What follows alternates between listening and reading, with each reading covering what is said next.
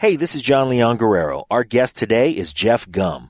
He was a Navy SEAL who spent 10 years with Naval Special Warfare as an operator, leader, and instructor who was always focused on innovation and strategic planning.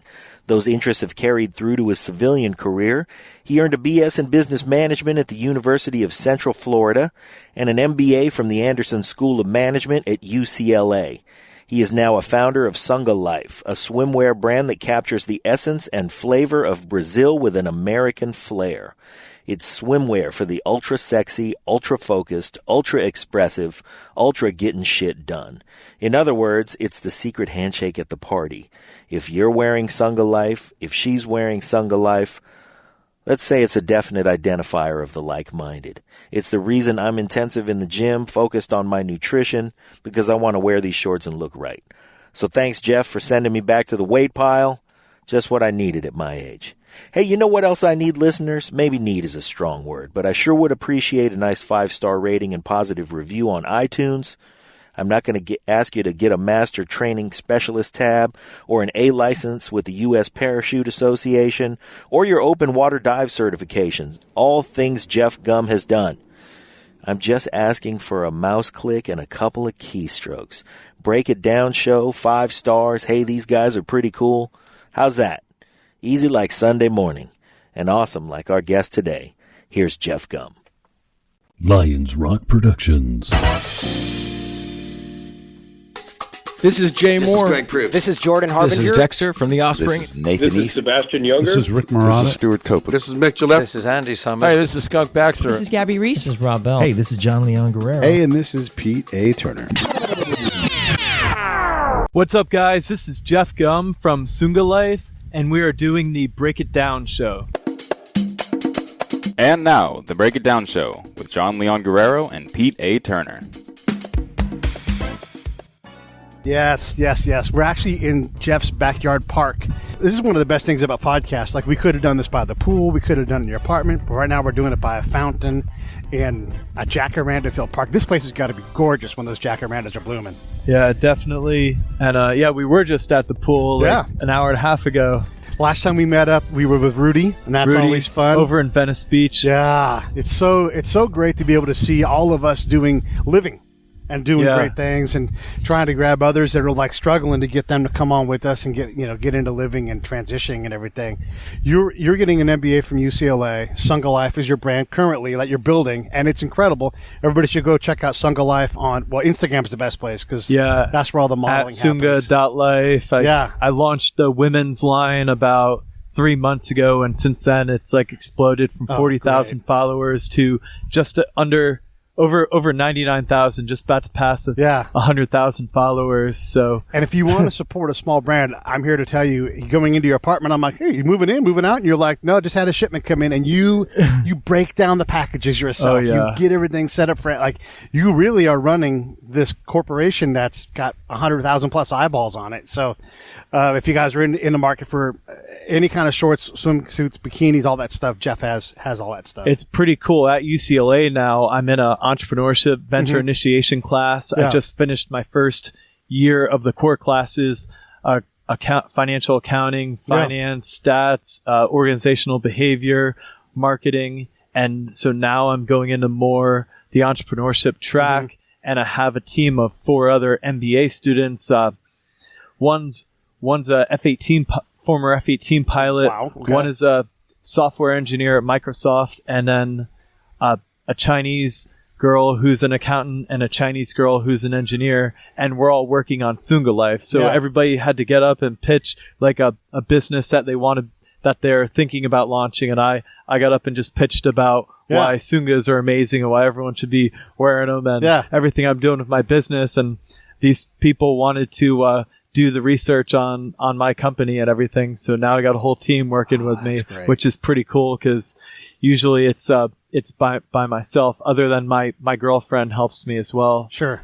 But yeah, it's great. I mean, I like to I want to support because I love what you're doing. I love seeing us all in transition doing things, and you really like the models look great already, but just all of it, it's just great to look at. And I just, I barely know you, but I feel like real pride towards you're really doing it. You're building this brand. Do you have and I don't want to put you too far down the road, but 5 years down the road when you're no longer breaking down your own packages and everything else, is there another Hopefully thing? 1 year down the road. Obviously growth. Totally. Hey, this is Pete. Real quick, I just want to let you guys know we are proud to announce our official support of Save the Brave, a certified nonprofit 501c3 with a charter of helping veterans with post-traumatic stress. Here's how you can help. Go to SaveTheBrave.com, click on the link on the website, and my recommendation is this. Subscribe. Give them $20 a month. You've got subscriptions that you can turn off right now that you're not using that are $20 a month. Swap that out. Get involved. Let's help these folks out. Yeah, obviously growth. Totally. But I mean, is there aspirations like, yep, I'm going to get this clothing line out? Because you're not just selling T-shirts. You are designing, and that's a whole different thing. But do you see something else coming down the line? Oh, yeah. It's all, I'm trying to, I want to make it a household name. I want to change the entire swimwear industry in the United States.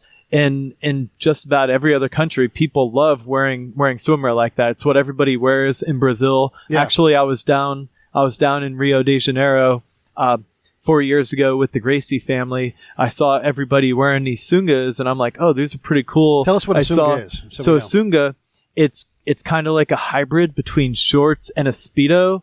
It's like a Speedo, but a little bit more boxy, a little more squared off, and a little baggier right in the front. And I saw them. I'm like, oh, these look pretty cool. And I'm talking to a Brazilian girl, and I'm like, yeah, I think I want to get some of these. I like them. And she's like, oh, I think they're so sexy on men. And I'm like, oh, I went bought like 10 of them and started wearing them all over the world.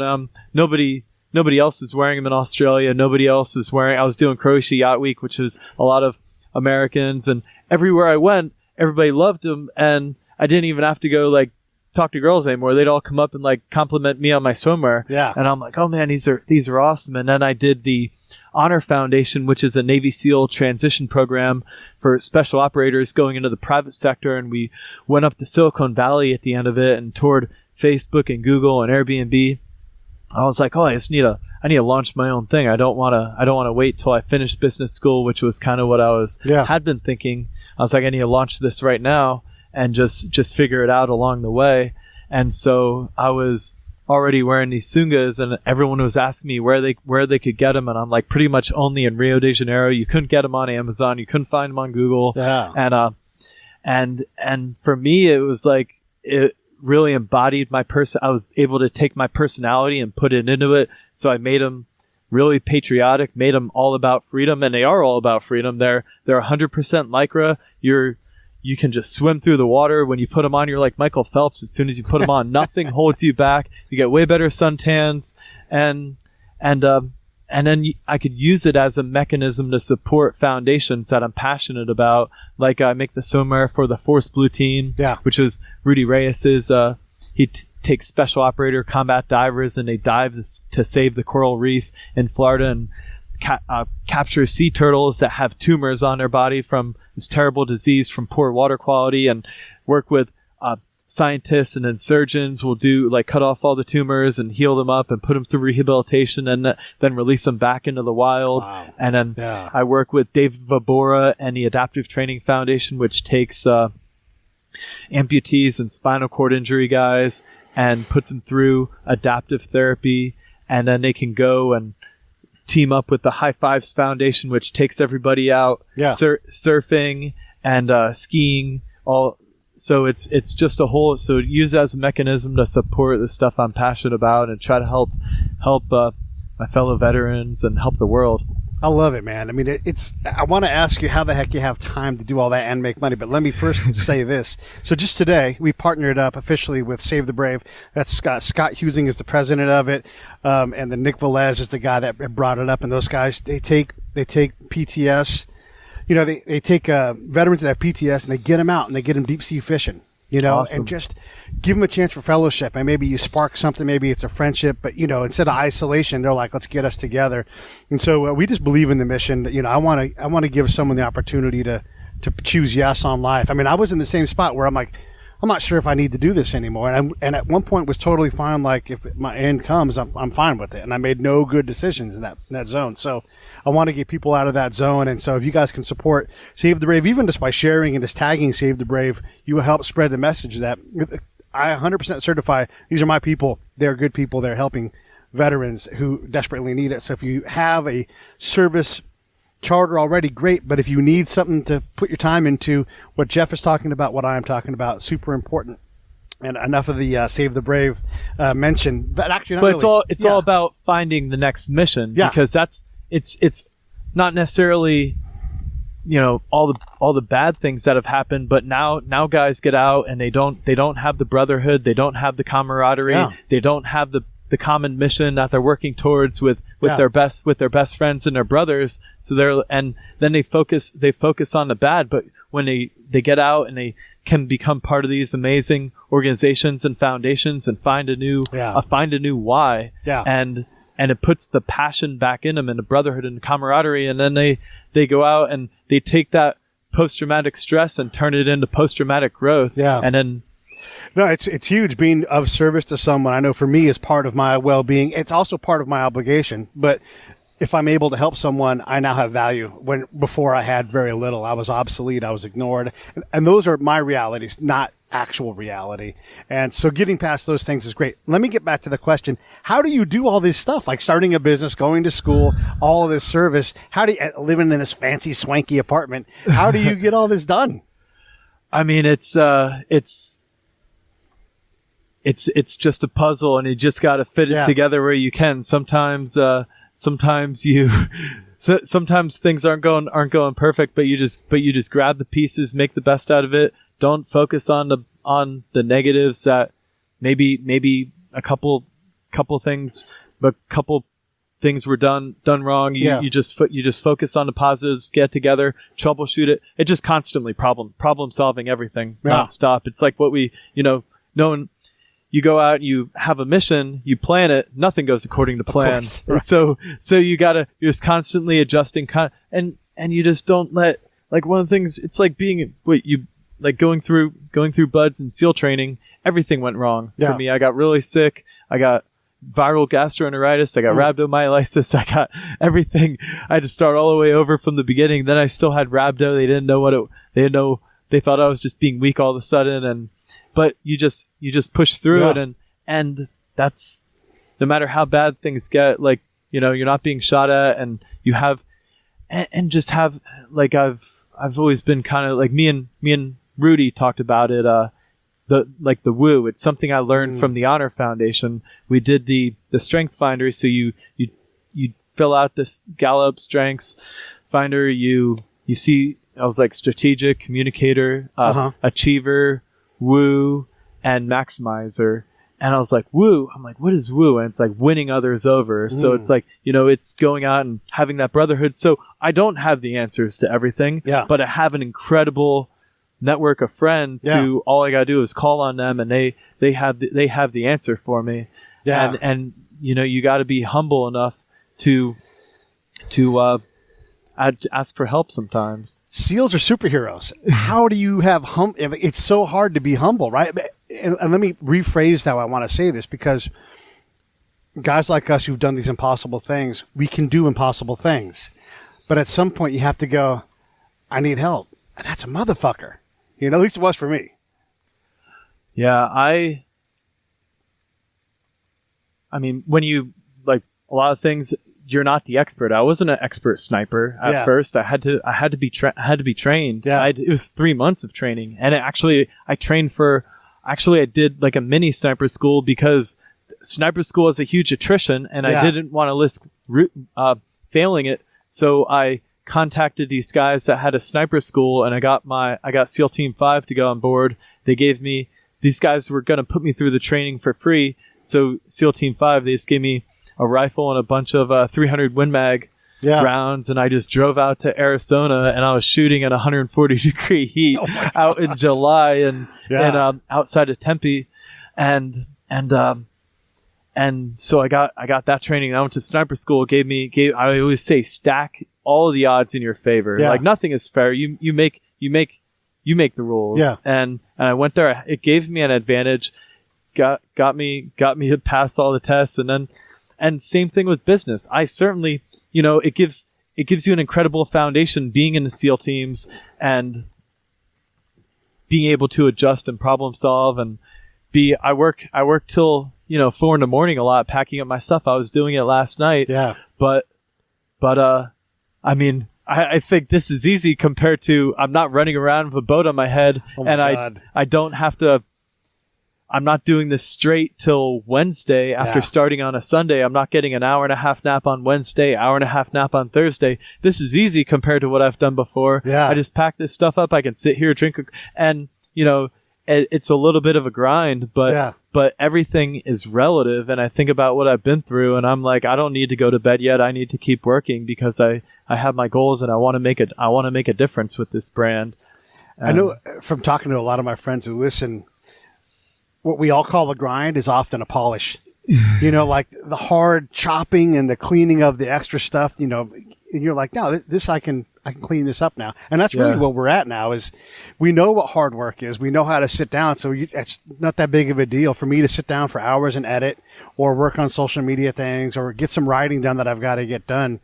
It becomes part of, and compare that to doing work I hate and don't want to do, like working for somebody else, like for working a corporate, that to me would be a grind, where I'd be like, this fucking sucks. And I, one thing I learned from my first lead petty officer is like, nobody cares more about you than yourself. If you put all your eggs in someone else's basket, whether it's a job or whatever, like you can get fired, or the economy can fall apart. I want to be responsible for myself and be able to, and even be able to put myself in a position where I can, grow a company and hire my own friends. I think that sounds like a dream to me.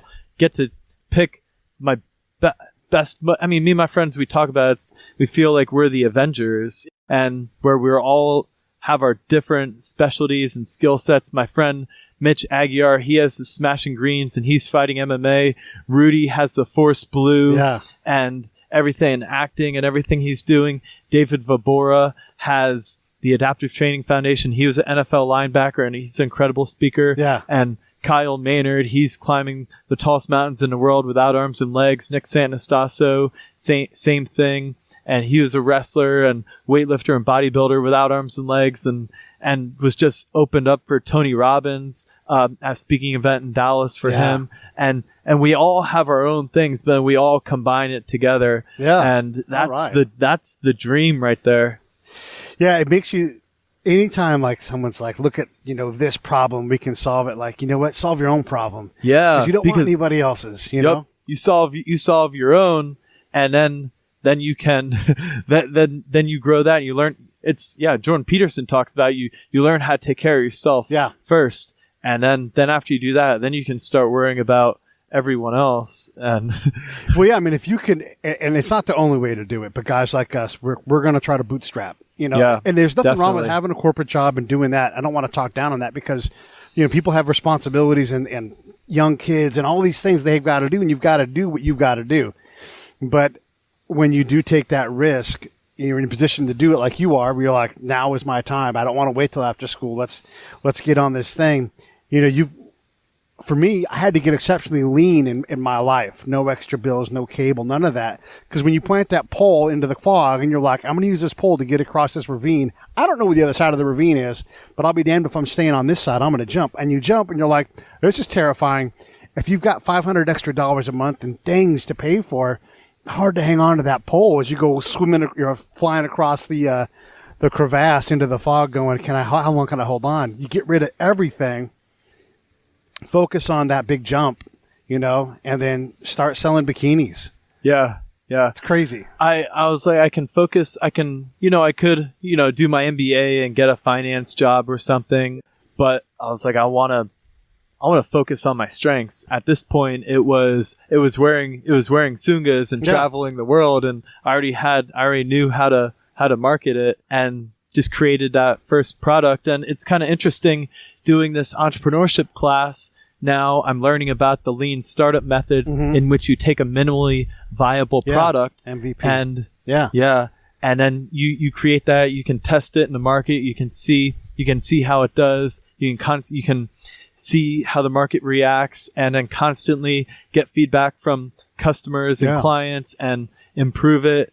and then if it works well, you can scale it up, and then you can create other complementary products off of that. And I didn't even know about it at the time, but it's what I did. Yeah. And looking back, basically because I was bootstrapping it, I only had enough money to make 2 products. I made 2 different patterns of the Sunga in a medium and a large, but sales were really slow at first because I didn't have the power of the Instagram yet. I hadn't built 100,000 followers, and I didn't have like the Amazon reviews, which gives the consumer confidence. And I didn't have even Instagram pushing people to that as well. But, slowly but surely it built. And then I created other products, headbands, sunglasses, fanny packs. Then I was like, I need to make silkies because that's a complementary product too. And then I made board shorts.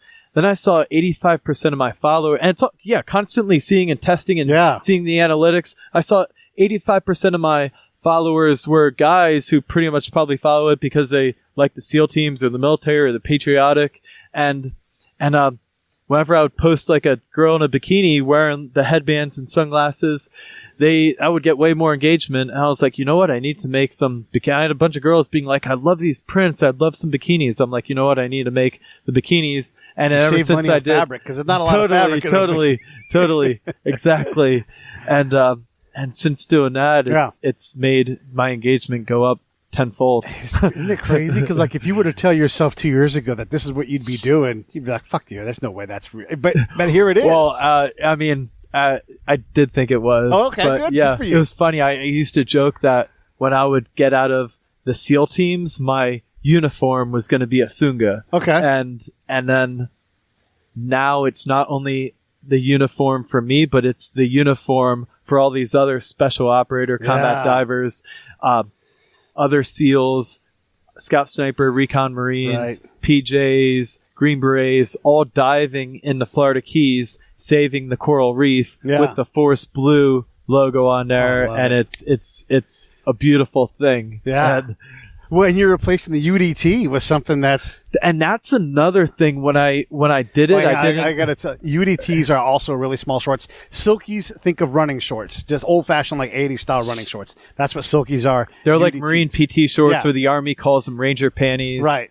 And they're not very big. They're super comfortable and they look great. And then UDTs are a smaller cloth version of that. Yeah, so the UDTs, they come from the name Underwater Demolition Team, and they were the predecessors to the SEAL teams, and they're basically the units that cleared the beaches in Normandy and cleared the beaches in Iwo Jima, and work. The original frogmen, that's where we get the name because they were amphibious. They would do it wearing these little UDT shorts, and they're known as the Naked Warrior because they would just have a dive knife, fins, the UDT shorts, and then they'd have some haversack mines, which they would bring to like blow up any obstacles that would be in the way, so that the Marines or Army could come on and land the boats on shore and take it over. And they were the first ones there. And I didn't even think about it as I was doing it, and all of a sudden I see the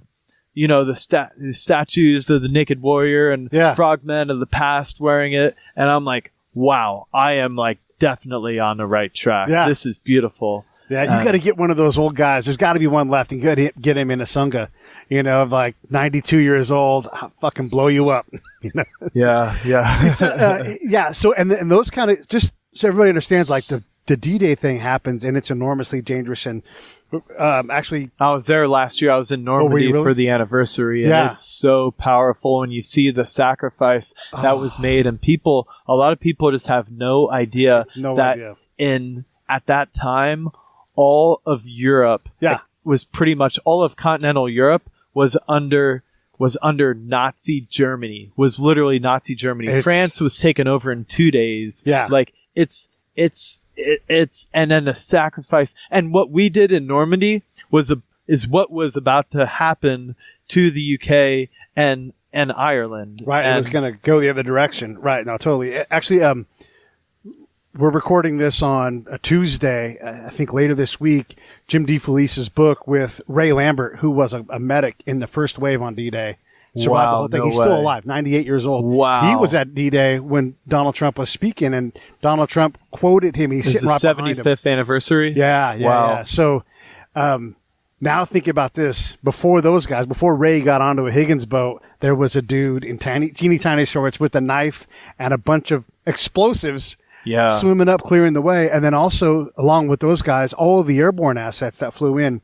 Before they did that, there were guys falling out of the sky. I don't know how much you know about this, but like the Dirty Dozen, that was these guys. They flew in. All these are all suicide missions, one-way missions. Yeah. And their job was to come in and light the landing area so that the planes had a chance of dropping these guys. Yep. So these are the craziest, hardest dudes wearing teeny tiny shorts, blowing things up. And they're the first parachuters too. Yeah. Like yeah. They jumped into the Battle of the Bulge. not only the first parachuters, but jumping in while the sky is exploding and anti-aircraft Oh, yeah. is just going off all around, and there's then not- the whole ground is flooded because the Nazis just tried to flood everything. so crazy. And then they're landing with 100 pounds of gear, 130 pounds of gear because they're going to be there the next year. Yeah. And then you it's land crazy. and like you just kind of get scattered. You turn your light on, and then it's like, now I'm behind enemy lines. What do I do next? I don't know where the Germans are. I don't, there's nothing to try. And they all It's so landed crazy. 10 miles from where they were supposed to be. Yeah. The whole thing was crazy that it ever worked out. Okay, so your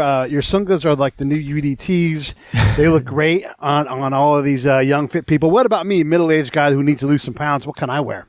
Well, we got the board shorts too, and now I just launched the I call it the Naked Warrior camo. Nice. So I took the jungle camo and I took the desert camo. Yeah. And I made these.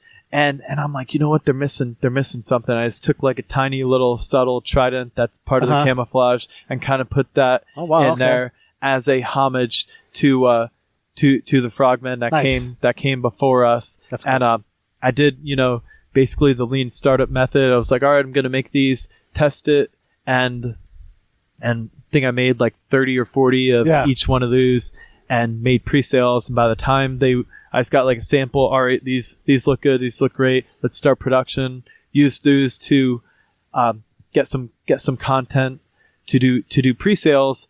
And by the time the production run was made and I got them, they were all sold out. Oh, so great. I'm like, all right, scale it up, and then so just scaled that up big time so I can meet the demand there. Well, and, I'd rather rep your brand. So as soon as you got a next series ready to go, I need like 5 pairs of 38s. I'll show you another one too here. And I made the same things in bikinis, and I mean this one, I'm partnering with other influencers, and like this girl wore it, and she's like, I got over 20,000 likes on my desert camo bikini. Gracious. Everyone.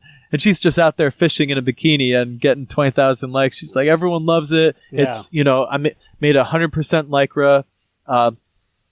It's great. Yeah. No, that's fantastic.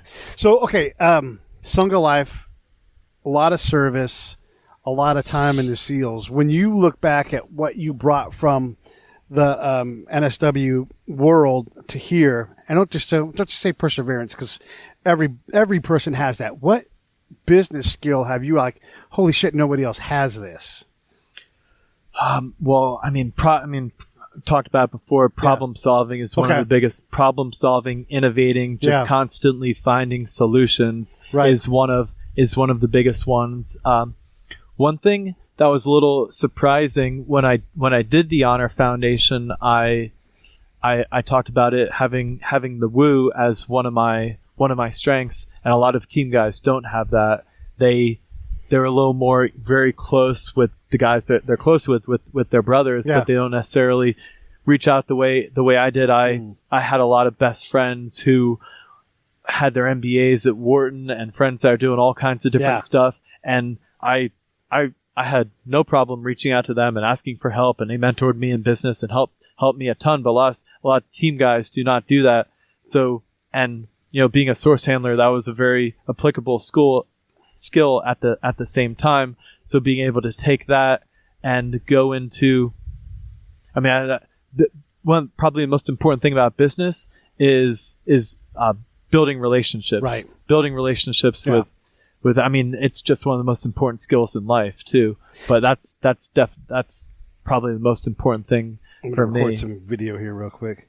So one of the things that we do on the show is whenever possible, we have what I call spy versus spy episodes. And since you are a source handler from your past, talk a little bit about your approach to developing a source. And you don't obviously cover anything classified, but just what was your style, would you say? Yeah, just kind of talk casually. A lot of times they would bring me food that their moms had made, and they'd bring it in. Just talk about what's going on with their family, what's going on, build rapport, see what you have in common, and just constantly be asking questions about everything. Even really try to figure out what's their motive, and to kind of make sure that they're doing that. It's a good way to know what's that they're doing it for the right reasons, and that they're going to be. Yeah. Did you ever turn down any of the food that you got, even if it was gross? Yeah. I mean, I would pick the things I liked more, for sure. I wouldn't necessarily. I'd try everything, but not eat it all the way. I had some of the best chicken I've ever had. Some of the chicken and rice one of the guys made was just incredible. I definitely had some wonderful, like, pan-fried chicken, not breaded, in Iraq. Probably one of the best meals I ever had in Iraq, and chow hall included, like the big fancy chow halls. And it was just so good. I'm like, this chicken is, but the lamb especially was good. They would bring in a lot of kebabs and stuff like that too. Yeah. You want to ask me a question about that? Since it's spy versus spy, you get to. Sure. Yeah, totally. So what was your favorite parts about it, and what are your fondest memories looking back? What are some of the things that was tough at the time, but you really are your good memories now? Yeah, I mean, there's no syllabus, in terms of being tough. Like the only way to do it for me, and it worked out. A lot of these things work out. You have no idea, but you look in the rearview mirror like that worked out well. Like it turns out that I have a lot of woo. Yeah. And you don't want me behind a desk. I am a wild stallion. You put me in a battalion, I'm going to get in trouble. I'm going to say something. So it's best to have me out, and I can see what other people can't see and find things out, and I can make friends, including the Taliban. It's one of my biggest achievements was two big achievements were the Taliban had them, and I didn't know this. They planned an operation where myself and my partner were going to be at a meeting, and they were going to decide if we were a threat or not. And so we went and saw a whole bunch of farmers that we already knew, and they all said, yeah. And we sat down, and I know, like, these guys are respectable guys of education and everything else. So if I can go in and get the enemy to trust me, then there's nothing I can't effectively do. I'm not saying that the job is easy, but if I can accomplish that, my bar is pretty high for what I'm able to do. That took years to get to that point. The other thing that happened was an Iraqi general said, I need my advisor. I need my advisor. Where's my advisor? And I'm looking around going, who's he talking to? He's like, you're his advisor. And I'm like, oh, shit. Awesome. Because I didn't pitch myself as that. He just saw So, those are the things where, like, I'm working so hard on building a network of people that send me information that I become valuable to them. That's better than me just asking questions and looking for the threat. I find all the things that keep us from, quote unquote, winning. Because, making dead guys show up and making bombs go away is important, but there's 80% more other things that I could find out and give to a commander that make them go, more of this, less of that. Hey, this is Pete A. Turner from Lions Rock Productions. We create podcasts around here, and if you, your brand, or your company want to figure out how to do a podcast, just talk to me. I'll give you the advice on the right gear, the best plan, and show you how to take a podcast that makes sense for you, that's sustainable, that's scalable, and fun. Hit me up at pete@breakitdownshow.com. Let me help. I want to hear about it. And give to a commander that make them go, more of this, less of that. And that's huge. So that's really where, that's the things I'm most proud of. Those are the things that took the longest to figure out, because you can go out and ask for bombs all day long. Yeah. And find them and get distracted by, like, hey, there's 8 mortar shells in this cubby hole over here. And that's important. But I just found out that nobody in this field does X. And the commander's like, but we're trying to get X. Like, we can't. And so then I don't have to solve the problem. I leave that to the commander. But they now are focused like there's a problem that I know how to solve. And a lot of times, Jeff, it was simple things like this giant cement wall that keeps us from going from A to B means that I won't send my kids to school. If we can move this one spot, put a guard there, we'll pay for the guard. I want my kids to go to school, but I won't send them a mile in the other direction. and a mile back to get across the street. And the commander's like, IED land. yeah, it's like, all right, I'll get that thing moved right now. Hang on. Yeah. Move this fucking cement wall now. Yeah. And then within hours, it Wow. was moved and kids started going to school. Wow, powerful. Yeah. And then that just builds the whole infrastructure for... Yeah, it unlocks a lot of things. And now when I go out and I say, what's the last thing the government did for you? This is the part that I have to learn, right? Is go, oh, that has to go through the government. So I have to tell the colonel, like, solve this, but don't solve it right now. Say, why don't you go to the governor, and then I'll be there, and we'll see if we can figure something out. The answer's already in his head, but he allows them to go consume the government from the government center. And if I could do 100 of those, if I could do one of those a day, game over. We would do so much better. But it's like one a week, you know? Would you like more meeting with key leaders or meeting with the locals? Yeah. That's a good question. I'm going to be unfair to all of us. All of us in the key leader world, we get boners for key leaders, and it turns out we're not talking to the key leaders, you know? So I went out and I built trust. That's what I focused on. I'll write reports every day. I'll tell you what I see, but my immediate product is trust. And if I can build rapport, respect, then trust, then I can meet the guys that nobody else meets. And then sure enough, like, because these guys are businessmen, you know, like if you were the most important person in this part of LA, and I'm just some army guy with a gun and usually a platoon with me, you don't need to talk to me. But if I can get audience with you, you have way more influence. And so that was what I focused on, was how do I find the people that no one else are talking to, the really powerful people that engage with all of the families all over the area. They know when babies are born. They know when someone's kid drives over someone and kills them, and they know all of these things. We don't even know that it happened. So that's where I really stood out in terms of my ability to collect, is I could find those people, get audience with them, but already I was passed over to them, just like you would pass a source from team to team. I would be passed on that side, leader to leader, right? Awesome. And I didn't know I didn't know that was even a thing, but it turned out it was. Yeah. You know? Yeah. Crazy. All right, so let's get back on Jeff. Unless you have another question. That's good. Yeah. Okay. So tell us what it's like being a SEAL, because it's the TV sensationalizes it. There's a lot of working out. There's a lot of training, as we've discussed, especially with Kaj, like all the things you stack in terms of skill sets. Like someone on your team probably knows how to at least blow a lock off of a door, but likely went to a lock picking school, you know, and all of these micro tasks that someone has to be good at. So all of that stuff they don't really account for. Like they just show up perfect and incredible. What is it really like day to day at home and then deployed? Yeah, you're just constantly going to schools, and it's kind of funny, you know, just to become a SEAL. It's 2 years long. Yeah. So buds, and then you know nothing. Yeah. then you show up at your team and you're a piece of shit new guy. Right. With no respect. You're like, yeah, your family comes, they have this big, beautiful ceremony on the grinder.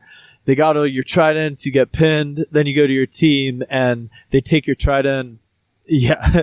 So it's funny, but then, you know, you build it back up again, and then you really become skilled and you get to a much higher level. And it's definitely more stressful, and your first platoon, but then you kind of gain that respect, and you come back, and I got to do a lot of like all the schools I wanted to do, right? Sniper, Breacher, Hearst Castmaster, then went to Hawaii and did some stuff for the president and everything. So that was all really awesome. Yeah. And then trained up for my second deployment, and when I became an instructor, that was really rewarding, being able to train the next generation. Yeah. And it was about something I was extremely passionate about, combatives and martial arts, and, you know, stuff you use when everything goes wrong. You know, we're not going over there to do martial arts. Yeah. But you need to have that skill if something goes wrong, and then so that was really rewarding, and then just being able to I had a mentoring class for the next generation. Yeah. But it's just you're just it's only, it's one of the last brotherhoods in the world, Yeah. true fraternities in the world where there's no girls, there's no women. When I was in Iraq, there was, it was 45 guys on a base. Yeah. And Yeah. and with no access. Like someone like me, I've got to be invited in or be very careful about how I enter because you guys don't need me there. And I definitely am an outsider. I can work my way in now, but it took me years to develop that skill to be able to come in and go, here's my bona fides, but not boast. Like you can't just come in and say, I know how to do everything. Oh yeah. It's very, very tight community. It's like a dog eat dog too. Oh, if you're not, Yeah. you'll get eaten alive if you, and reputation is everything Oof, there. yeah. It can, if you get a bad reputation and you're labeled a shitbag, nobody's going to work with you. No one will they'll just stop inviting you to meetings. You won't be able to go out. It doesn't matter if you're a chief. If you don't have respect, I mean, there's E4s that have way more respect than chiefs. Yeah. Yeah, that whole I've been through several murder boards. I mean, because I show up, and even if it's impromptu and I don't know what's happening, they're going to ask me for my source operation skills. And first off, I've been an instructor, and here's what I learned. I learned everything from all of you that came to me. And I was going to ask you this about SEAL training, but I got to see everybody's voodoo, everybody's things, and I go, do this, less of this, more of that, but on their style. So if they bring this particular approach, okay, let's improve this, less of the book here, more of the book here, that kind of thing. Did being an instructor make you a better SEAL? Were you able to see things? And I mean, obviously you're training those guys based on your experience, but talk about that. Absolutely. And also just being a little bit older, more mature, a little wiser, and being able to see things more from the big picture. And having 2 platoons under my belt, and then so and I kind of almost looked at it as being a coach. I wasn't there. I wasn't a BUDS instructor. I wasn't making the guys hit the surf or run with boats on heads or do log PT. The training we were doing was tough enough. Yeah. I was like, hey guys, call me Jeff. Yeah. Any questions, anything you're not understanding, come to me and we'll go over and I'll show you again. Because I want to make sure you guys leave here with the highest skill possible, because it could save your life and your buddy's life. No, that's for sure. I would always push. We did a lot of role play. So you'd be trying to, I would be a potential source. You try to get me to work with you. And I would roll over and just let them, because that's already really hard. But then when they try to compel me to do things, I'm like, you haven't earned it. There's no trust here. There's no respect. Or there's a thing called, this is for the audience, there's a thing called a surveillance detection route. And so they would prescribe this route for me to walk through my hometown. And I'm like, well, I just drove up. Why would I, that looks weird for me to walk a quarter mile around 2 buildings. Why would I do that? And then you look at me as a source operator, but that's what the book says. And I'm like, yeah, I know the book says that. Why wouldn't I? You have to figure out how to make it normal for me, not normal for you. Yeah. And it would blow their minds because that perspective to see they had tunnel vision. Yeah. Talk about that. About tunnel vision? Just how you get even SEALs or source operations. How do you get that perspective so you get out of that tunnel? Just gaining more experience, but also taking that pregnant pause, pregnant pause, and just before you just slow is smooth is fast. Yeah. One of the oldest quotes we use, and it starts in our kind of our dive training where we're going through all the procedure, but you take a deep breath. You move through, you kind of think big picture. Why am I doing this? And look around. Don't just, it happens a lot when people are shooting, they want to be like, oh, I got my target, and they get target fixated and they just focus on that, putting lead down range, but they're not seeing everyone shooting, moving, and communicating around them. It's shoot a little, look a little. Point. And you take that and you apply it to what your job is, and you're like, all right, now what would I be doing in real life? Yeah. And because everything we do, we train scenario-based training all the time, whether it's combatives or whether it's what you're doing or whether it's shooting, moving, communicating, CQC, whatever. And if you get target fixated, you get tunnel vision, then you don't see everyone moving around you. Yeah, that's a great point about the training too, because that is even just to remember. Like a lot of people, me especially, like if I'm in a tense situation and I'm shooting, I will grip the shit out of the gun. Yeah, and then the trainer will come up and just tap you on the. Even with the live gun, they're like tap tap. You're like, oh yeah, that's right. I gotta calm the fuck down if I'm gonna actually use this thing effectively. And the same thing in source operations. If you're so bound up, or if the guy next to you, I've seen this so many times, Jeff, where like I'm in there's a whole bunch of Army guys and I'm trying to do my job, and I got this E6 who's an infantry guy, and I'm like, you have to mellow out. Take off your fucking shit. Smile. Don't fake smile. Try to think about titties. But what you're doing right now is you're killing the entire room because this is our partner. I want information from this guy. Chill or leave.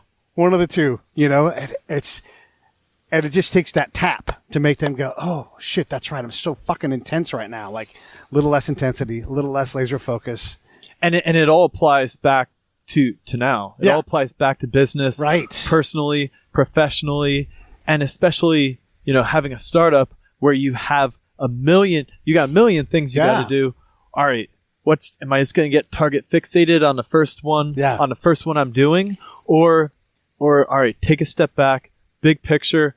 Where am I going to get the most bang for my buck? Because I'm not going to be able to do these million things today. Mm-hmm. I need to do what's going to make the biggest impact. And you can do 20% of the work. Yeah. It's an 80-20 rule. Yeah. 20% of the work can gain you 80% of the efficiency and the work done. So all right, let's make a list. Let's go over big picture. Where am I getting the most bang for my buck? All right, I need to focus on these. I get these done. These other ones I can probably do while I'm on the road on my computer. It's not time sensitive. What else? All right, let's get this done while I'm here. Take that picture back. Look big picture. Go up to 50,000 feet in the drone. I love it. And no, that's so great. So because you're the CFO, the CIO, the CEO, all of the C's, and then you're also all of the sub offices. I know I am not the expert. I know what I know at certain things. But so my cousin is a CPA, has his own accounting firm, and I know enough about accounting to keep it together. But then he's the one that, files my tax. I'm not going to be sitting there trying to file my taxes. He's the one that really goes through, makes sure everything's balanced at the end, and can do all that in probably less than an hour. Yeah, because you've got to do forecasting. Because I keep it together. You don't have time to do, the things that only you can do, like forecasting, it's up to you because you're the one that looks at the marketplace and goes, I can sell these, you know? And that's way harder for what you need to do to find someone who can do that as opposed to a CEA or CPA, which they know how to do that part of it. And one of the biggest things I really have to be on is the product. Okay. Because the product is, every great company is built around a great product. Elon Musk said that. Yeah. And so if my product because you can go out and be the best marketer ever, and if all these people go and they buy your product and it sucks, then you're not going to. It's way easier to get return customers. So customer service is so important to me. Yeah. Having a good product that people like is so important to me, and so that it just, if something I'm constantly I'm like, all right, let's make the leg hole an inch smaller. That's going to make it fit a tiny bit better. Yeah. Let's do this. Let's do. Just constantly innovating it, never being happy. All right, I got a new idea for a cool design. Let's make this. Let's make it in bikini. Let's make it, and never be satisfied with that. And then marketing is absolutely huge. Now that I do have this, like, all these great products, that my whole winter was basically focused on creating all these products. Yeah. The end of spring, they were pretty much finished and they launched, and now I'm marketing, and I just my girlfriend left her job. She worked in tech. did digital marketing for a fashion app, and she left them and started working for me. And she's also like the main model that's in everything too. And she's just been huge. Now I have like a whole team of like Instagram influencers because it's a product. It's not like a random, oh, here's my drink, here's my favorite, morning whatever snack. No, these girls want to be wearing bikinis that are colorful and fun and awesome and stand for something cool like freedom. Yeah. Which, I mean, it's more than cool, and also is doing this mission outside of it. So it's kind of and which comes back to the product. Yeah. And so now they're out there creating all this content for me, and going into channels that and it's just caused the Instagram and the social media to explode. Yeah, so. We had Mark Schaefer on the show. He's he's a marketing expert, and he said the most human company is going to win. And I totally agree with this. And I think your approach, like you're finding something that girls want to have fun, great-looking bikinis. I mean, bikini purchase is a big thing for them. And if you can get them to go, I want to be that, and that's a human approach to this. Like they all want to be that girl. And guys want to see it. Yeah. So it goes back to my audience, which is 85% are guys. Yeah. So it's kind of crazy. 4 out of 5 of my posts are probably bikinis and swimsuits. Yeah. But selling 85% silkies and sungas and board shorts. Yeah. So it's kind of funny. What is Sunga Life? What does that mean?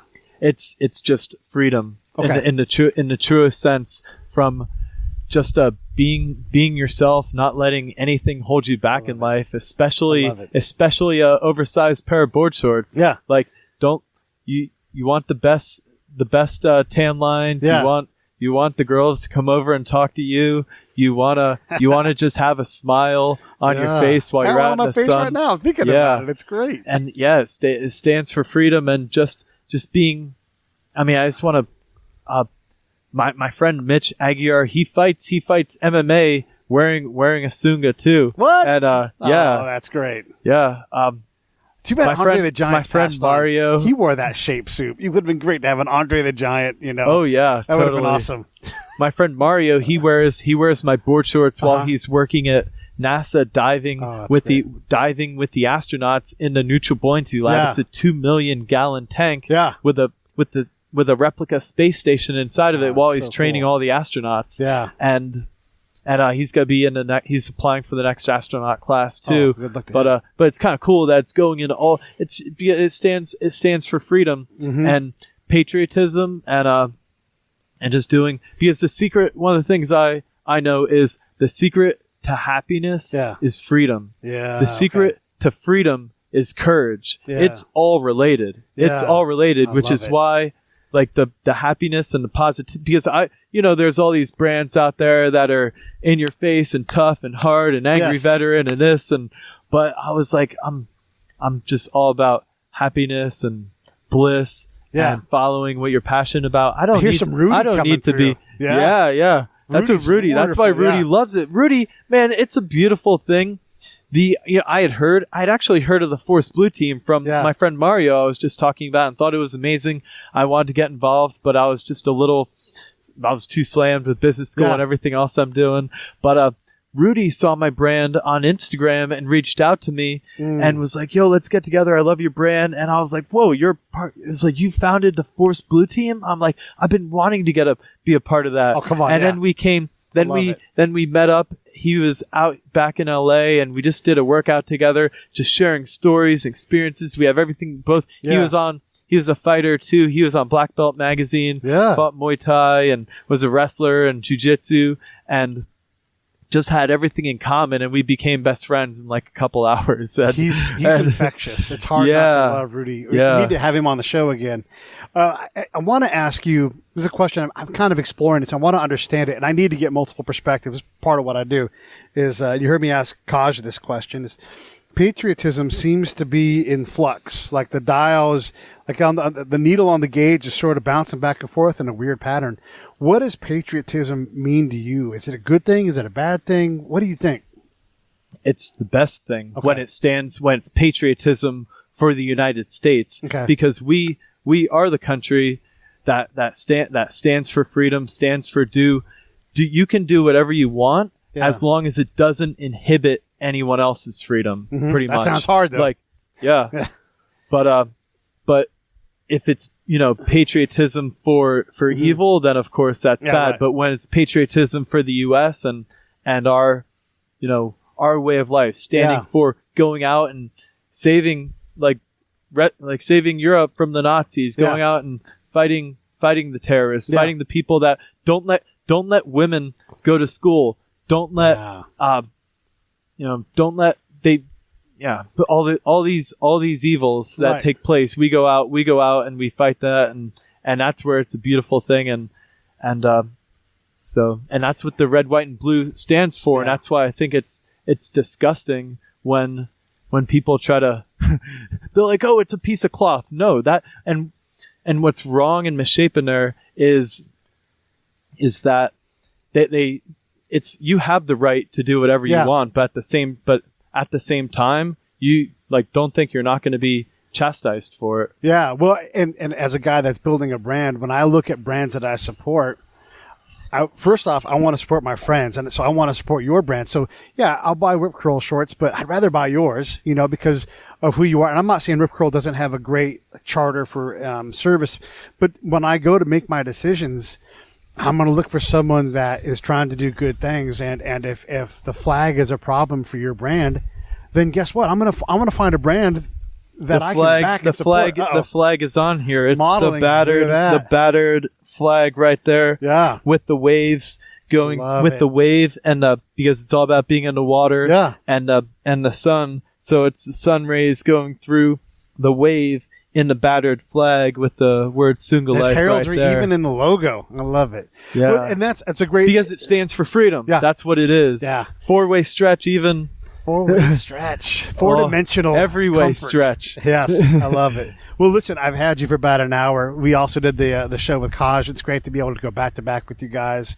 And I can't get enough of all of these interactions. That's just, business aside, it's just good to share these moments. It's good for the soul. I know the audience, all of my friends out there that are listening, it's just, there's people that listen in Germany. I didn't know I had a German audience. There's people that listen all beautiful. over the world. Yeah, it is. And I just love that, even if they don't always engage, and I always encourage them to, at Pete A. Turner, at Sunga Life, Jeff Gum, you can find him. If you can't find him, talk to me. I'll get you there. But all of these things tied together globally, we all want the same things. Yeah, we talked about America a lot this time, but I love Germany. I love France, where a lot of people listen. I went to over 20 countries last year. Yeah. I think it's one of the most amazing ways to get an education is just go out and go out and experience and see the world. Yeah. Let me ask you this. I got to ask. It breaks down the barriers, and you It realize does. we're a lot more similar than we are different. Yeah. I don't want to taint your answer because I'm probably going to ask this poorly, but I'm just going to try anyhow. My experience is that when you go abroad, people love Americans. They absolutely love Americans. So many people, they like, oh, I gotta say I'm Canadian. I'm like, what? You are crazy. I go around, and if you go around and you're an asshole, of course they're not gonna like you. That's not because you're an American. That's because you're an asshole. I go out and I wear an American flag bandana and have a big smile on my face, and 99% of people come up and are absolutely positive. They love it, and I love it. And it's all about what you they give back to you what you reflect. If you're going out and you're positive and you're smiling and people have nothing but amazing experiences everywhere I go. I was in Normandy.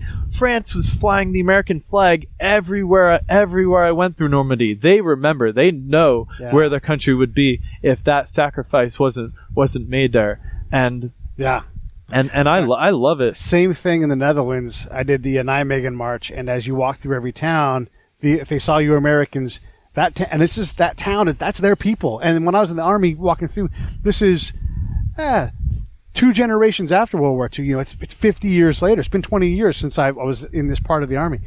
And there would be a huge roar because if their grandparents weren't there, the parents were there, and they remembered.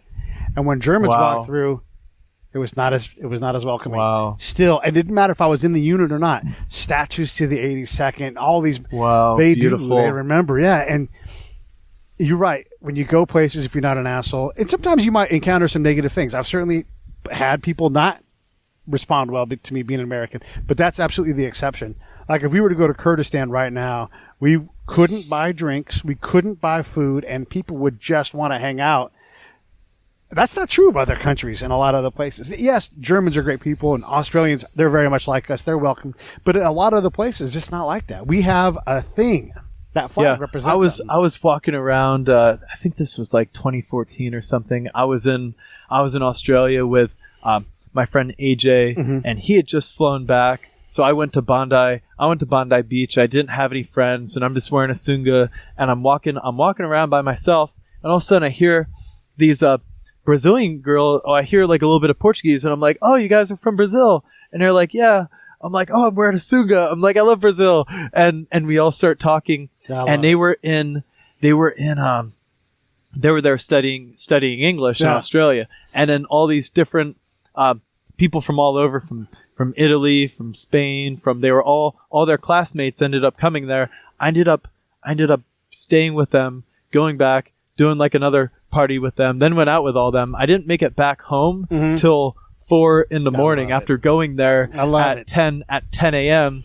And then I went out with them the next day, and then they were sending me all these videos on Snapchat when I left of them just waving the American flag and telling me they missed me and everything. People love America everywhere I go.